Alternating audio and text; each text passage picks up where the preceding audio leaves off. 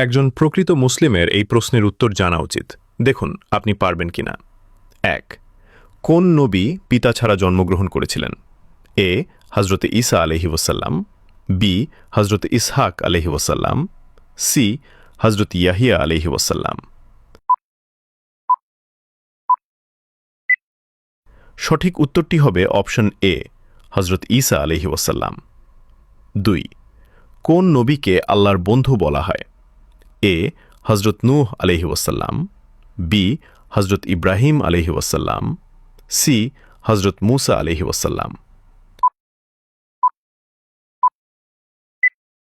সঠিক উত্তরটি হবে অপশন বি, হজরত ইব্রাহিম আলাইহি ওয়াসাল্লাম। ৩. কোন নবীর পায়ের আঘাতে জমজম কূপ সৃষ্টি হয়? এ. হজরত ইব্রাহিম আলাইহি ওয়াসাল্লাম, বি. হজরত ইসমাইল আলাইহি ওয়াসাল্লাম, সি. হজরত ঈসা আলাইহি ওয়াসাল্লাম।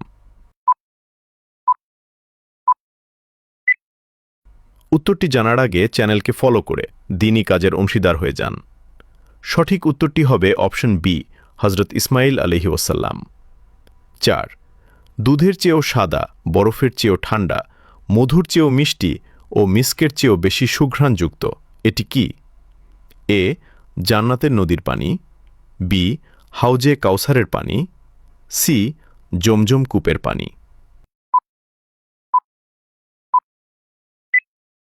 সঠিক উত্তরটি হবে অপশন বি, হাউজে কাউসারের পানি।